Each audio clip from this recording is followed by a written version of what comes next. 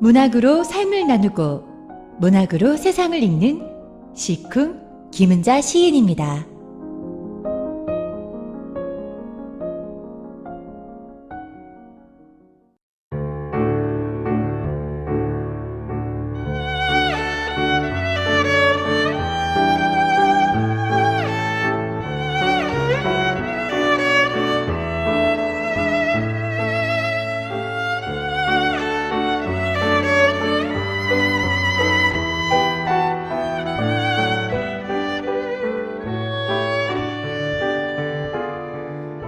여러분 안녕하십니까? 교양 문학 프로 시쿵의 김은자입니다.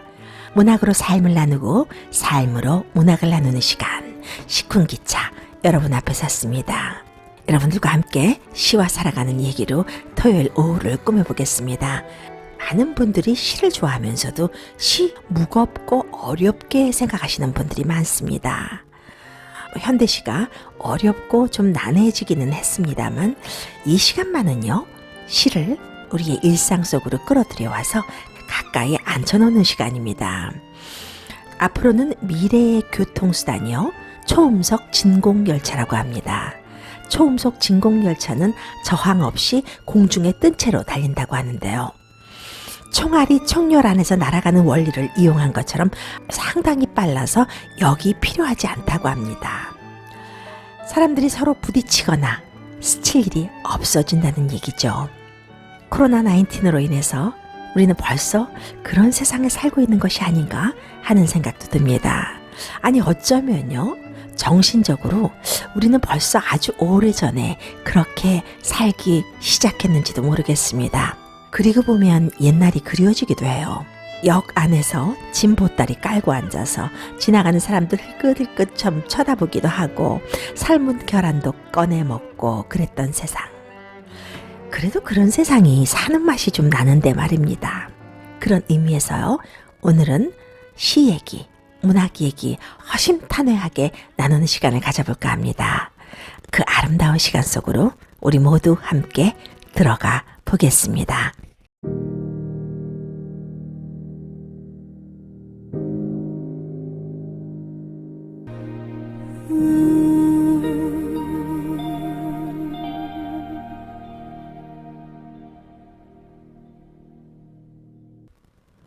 볕이 완연한 봄입니다. 우리가 사는 뉴욕이론에는요 4월 말부터 5월 초까지 비가 그래도 좀 자주 내리는 편이죠. 비가 내리고 난 후에 보면요 깨끗하게 씻겨진 나무의 잎새들이 정말 눈부신 것이 바로 이런 것을 말하는 것이 아닌가 할 정도로 물방울을 머금고 반짝반짝 푸른빛을 발하잖아요. 그런 자연의 변화, 바람이 차가워졌다든지 바람이 따스해졌다든지 일상의 변화, 내가 일을 잃었다든지 내가 슬픔에 빠져 있다든지 이런 것들이요. 가장 먼저 소통하고 나누는 사람이 가족이 아닐까 합니다. 5월은 가정의 달입니다. 한국 달력으로 말하면요.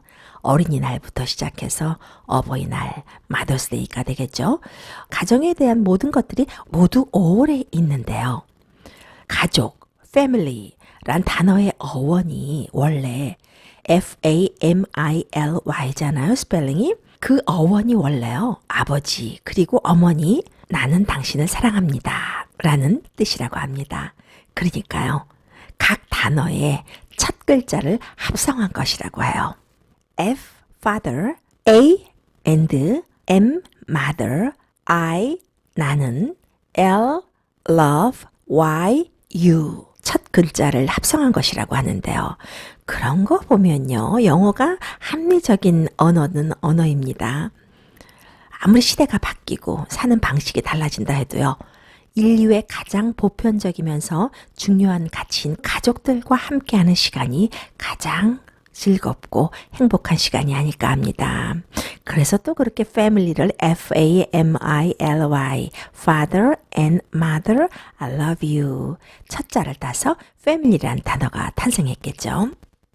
5월 하면 가정의 달이기도 하지만요. 5월은 계절의 여왕이라고도 하죠. 모든 가정이 행복하고 즐거운 5월이 됐으면 하는 바람으로요. 올해 시작하는 이 첫 번째 토요일에 여러분들께 소개해드릴 시는요, 이기철 시인의 네 켤레의 신발이라는 시입니다. 오늘은 제가 낭송하겠습니다. 낭송 먼저 하고 또 얘기 나누도록 하죠. 음악 먼저 깔겠습니다.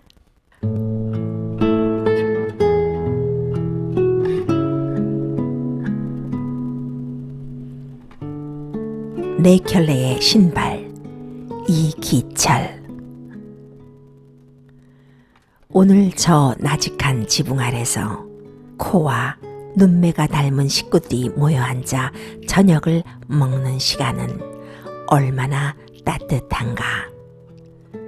늘 만져서 반짝이는 찻잔, 잘 닦은 마룻바닥, 조금만 바람이 불어도 소리내는 창문 안에서 이제 20해를 함께 산 부부가 식탁에 앉아 안나 카레니나를 이야기하는 모습은 얼마나 아름다운가.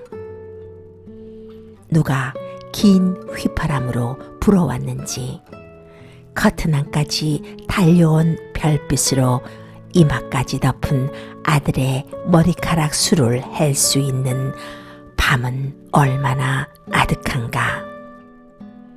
시금치와 배추 판단의 저녁 식사에 초대하고 싶은 사람의 전화번호를 마음으로 외는 시간이란 얼마나 넉넉한가. 흙이 묻어도 정겨운, 함께 놓이면 그것이 곧 가족이고 식구인 네 켤레의 신발.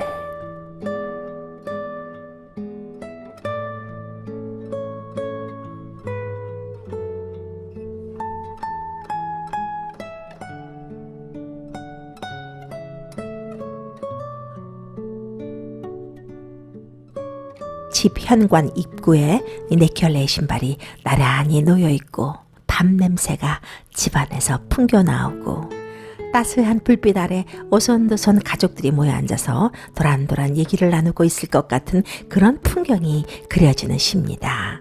듣기만 해도 마음이 따스해지고 포근해지네요.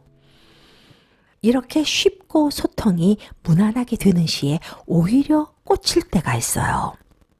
어떤 큰 걸 바라지 않아도 대단한 사유를 가지고 있지는 않지만요.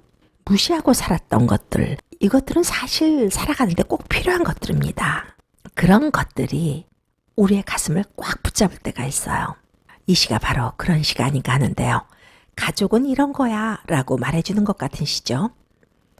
시를 조금씩 함께 음미해 보도록 하겠습니다. 한 년 한 년 나눠서 읽어보도록 하죠. 오늘 저 나직한 지붕 아래서 코와 눈매가 닮은 식구들이 모여 앉아 저녁을 먹는 시간은 얼마나 따뜻한가. 해설하거나 설명하지 않아도 벌써 따스한 기운이 밀려오잖아요. 가족들을 보면은 가장 닮은 곳이 눈매인 것 같습니다. 언젠가요, 아이 넷을 가진 집에 초청된 적이 있었어요. 그런데 엄마가 저한테 말하는 거예요. 우리 애들은 넷이 다 제각각 얼굴도 다르고 성격도 달라요 하더라고요. 그런데 이 아이들 넷을 가만히 살펴보니까요. 어떤 아이는 물론 조금 하얀 피부이기도 하고, 둘째는 또 아빠를 닮아서 살결이 약간 가무잡잡하기도 하고, 성별도 골고루 섞여 있는데 눈매가 꼭 닮았더라고요. 어디서 봐도 아, 너희들 형제구나, 가족이구나 라는 걸 알겠더라고요.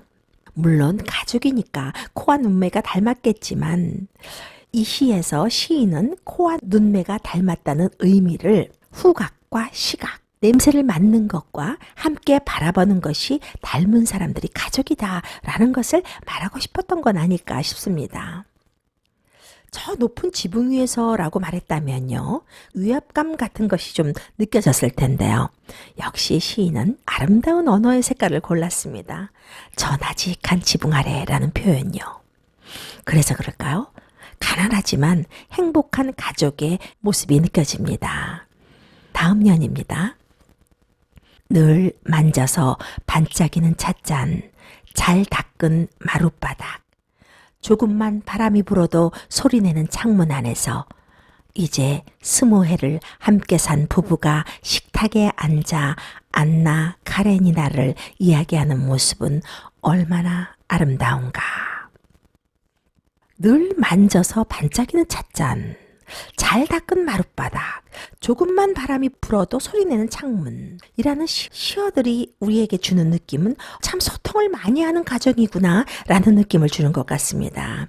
함께 차도 자주 마시고 찻잔도 먼지가 앉을 틈도 없이 늘 반짝거려요. 마룻바닥도 엄마 아버지 아이들과 함께 순번을 정했든지 뭐 함께 닦았든지 어쨌든 이렇게 반짝반짝 함께 했을 것 같고요. 또 조금만 바람이 불어도 소리내는 창문. 이 말은요, 정말 이 시에서 느껴지는 메타포가 대단한 귀절입니다. 그렇잖아요. 가족끼리 아주 작은 일이라고 해도, 작은 어려움이라고 해도 함께 반응해주지 않으면 과연 소통하는 가족일까요? 하면 대번에 상대방에서 아픔이 느껴지는 것이 가족인데 말입니다. 서로 대화하지 않는 부모와 자식 관계, 또 부부 관계 생각보다 많다고 하는데요. 서로의 아주 작은 일에도 함께 반응해주고 리액션 해주는 가족. 우리로 하여금 따스한 가정을 꿈꾸게 해주는 귀절이 바로 이 귀절이 아닌가 합니다.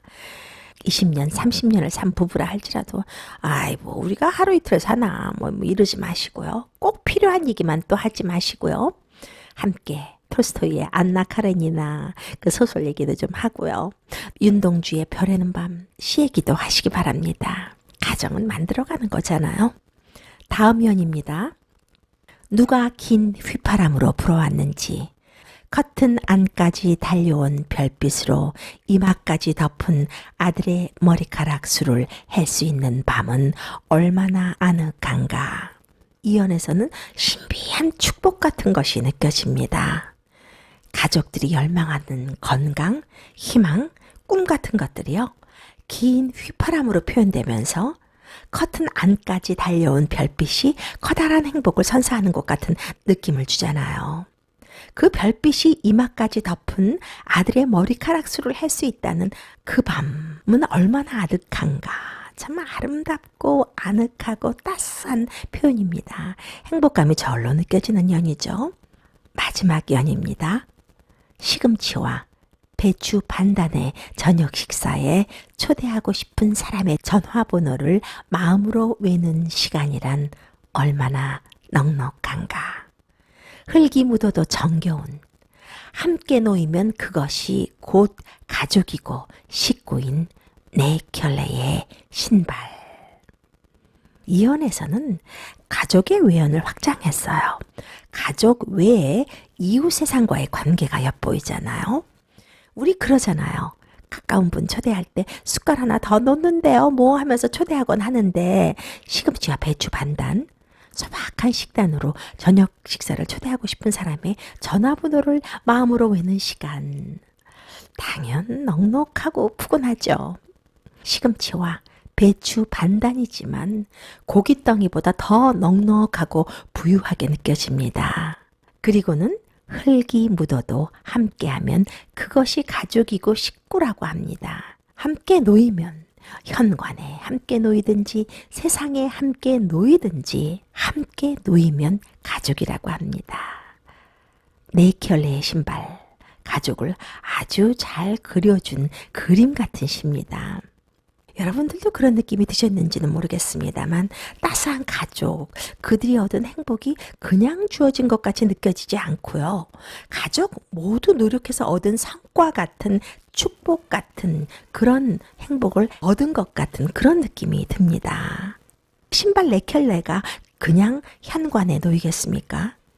모든 일에서 돌아와, 학교에서 돌아와, 제 시간에 다 돌아와 함께 식사하고 가족끼리 대화하기를 즐기고 서로의 요구나 기대에 또 민감하고 서로의 요구를 받아들이려고 노력하는 모습, 함께 읽어가려고 노력하는 모습, 이런 것들이 이 시에 들어있잖아요. 벌써 네 켤레의 신발이 나란히 놓여 있다는 그 말 한마디로 모든 것들이 들어있습니다. 그것이 건강한 가족이겠죠.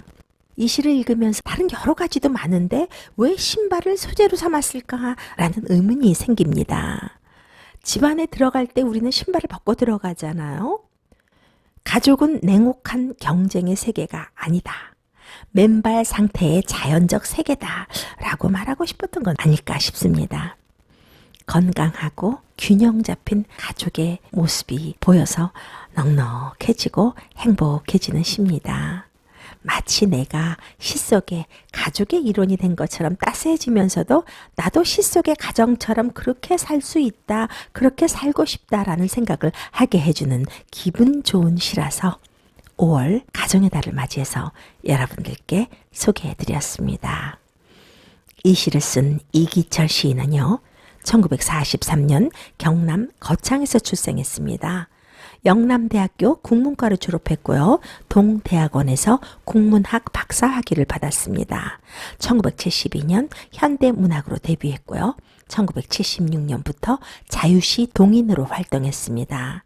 시집으로는 낱말추적, 지상에서 부르고 싶은 노래, 유리의 나날 등 여러 편이 있고요.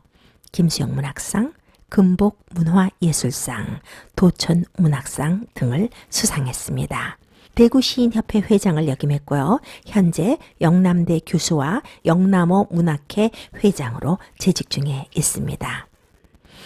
이 시를 쓴 이기철 시인은 12권의 시집을 낸 중견 시인입니다. 그의 많은 시들은 시적 사유는 결국 사람을 향한 것이라는 것을 바탕으로 하고 있습니다. 따스한 시는 따뜻한 밥과 같다라는 말이 있잖아요. 이기철 시인이 바로 따뜻한 밥과 같은 시를 쓰는 시인이 아닌가 합니다. 낮게 깔리면서도 좀 엄숙하면서도 가족의 견고한 아름다움이 보이는 시. 인간의 기본적인 삶의 자세를 교화시켜주는 것 같은 시. 네 켤레의 신발이었습니다.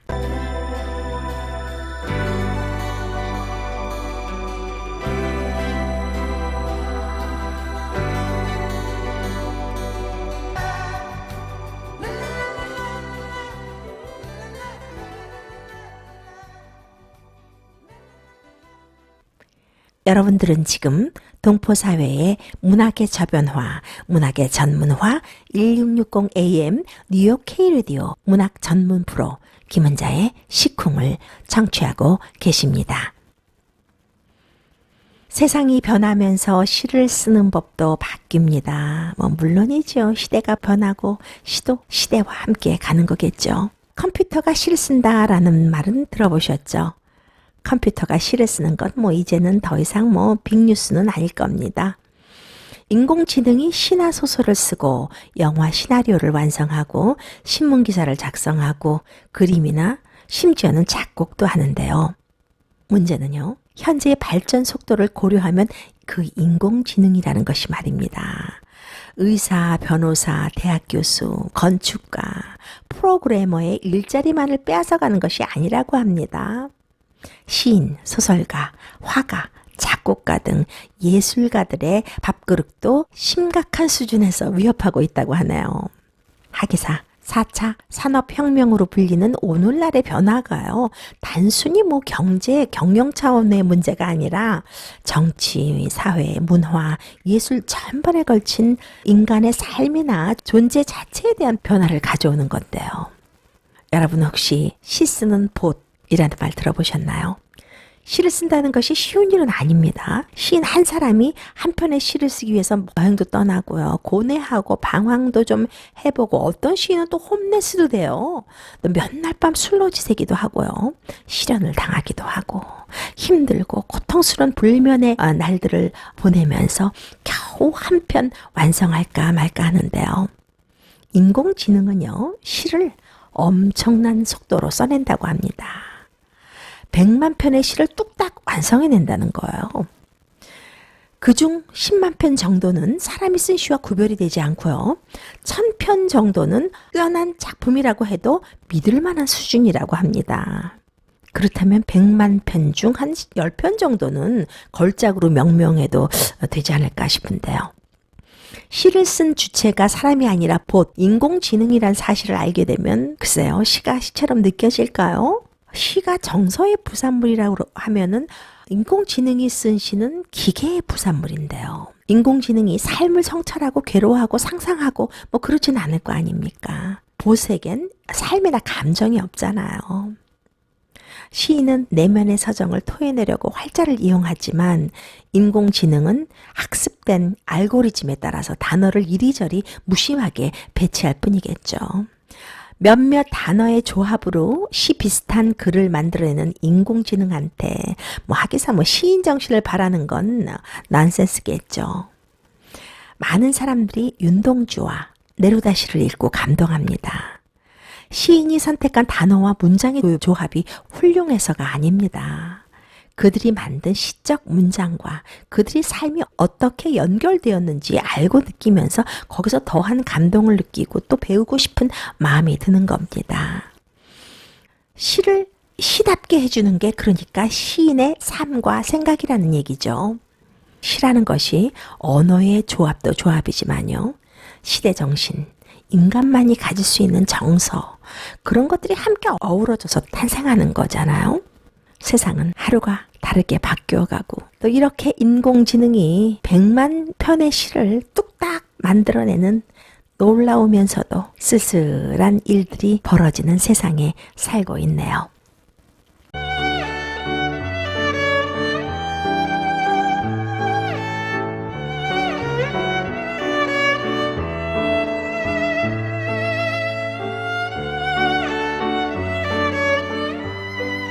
오늘도 여러분들과 함께 시와 문학과 살아가는 얘기로 달려봤습니다. 당신이 있어서 행복해.